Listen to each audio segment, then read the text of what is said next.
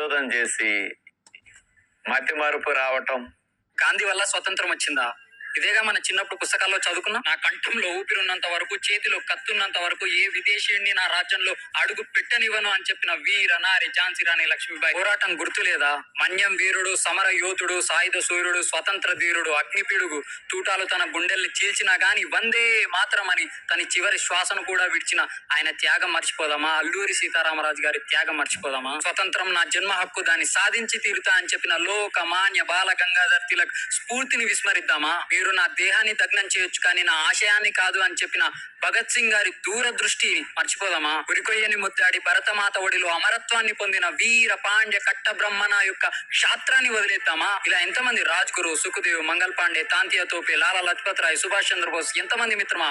సుమారుగా 3,50,000 మంది త్యాగ ధనుల సమాధుల పైన కట్టుకున్న పేరు గాంధీ. మనం గాంధీని ఎంత తలకెక్కించుకున్నామంటే అక్టోబర్ 2 గాంధీ జయంతి అని తెలుసు కానీ అదే రోజు ఒక మహానుభావుడు లాల్ బహదూర్ శాస్త్రి గారి జయంతి అని చాలా తక్కువ మందికి తెలుసు మిత్రమా. లాల్ బహదూర్ శాస్త్రి గారు పాకిస్తాన్ తో యుద్ధం జరిగినప్పుడు మీకు తినడానికి తిండే లేదు, మీకు యుద్ధం ఎందుకు, పాకిస్తాన్ తో రాజీ పడండి అని ప్రపంచం మనల్ని వెక్కిరించిన రోజున భూక్ సే మరెంగే మగర్ అపమాన్ కాకానా నై కాయింగ్ అని అంటారు. అంటే అవసరమైతే ఆకలితోనైనా చస్తాం గాని అవమానప్పుడు తినమని చెప్పి జై కిసాన్ జై జవాన్ అనే నినాదం చెప్పి ప్రజలని సంఘటితం చేసి పాకిస్తాన్ తో యుద్ధాన్ని గెలిచి భారతదేశ సార్వభౌమత్వాన్ని నిలబెట్టిన లాల్ బహదూర్ శాస్త్రి గారి జయంతిని అక్టోబర్ 2న చాలా ఘనంగా జరుపుకుందాం మిత్రమా. మనకి స్వతంత్రం వచ్చిన తర్వాత మాజీ బ్రిటిష్ ప్రధాని క్లెమెంట్ అట్లే ఒకసారి మన దేశానికి విజిట్ వచ్చినప్పుడు పిబి చక్రవర్తి గారని వెస్ట్ బెంగాల్ గవర్నర్, ఆయనతో ప్రైవేట్ కాన్వర్జేషన్ లో చక్రవర్తి గారు అడుగుతారు what is the role of Mahatma Gandhi in quit India movement అని అడిగినప్పుడు అట్లే గారు దాని సమాధానంగా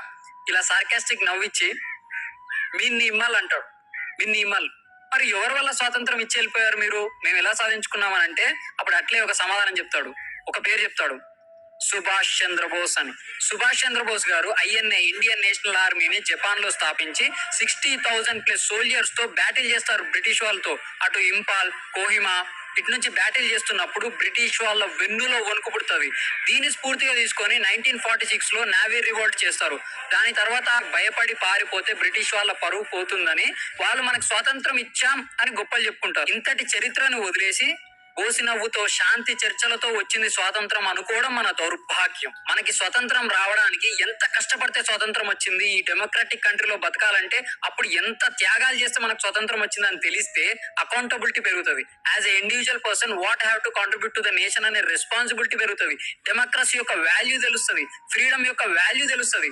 అందు గురించి చరిత్ర తెలుసుకోవాలంటారు కానీ ఏదో వేరేల మీద హేట్రేట్ గురించి కాదు. ఈ దేశం నాదనడం ఎప్పటిదో పాత మాట, ఈ దేశం నేననడం ఈ నవ కవితా సూక్తం. భారత్ మాతాకి జై.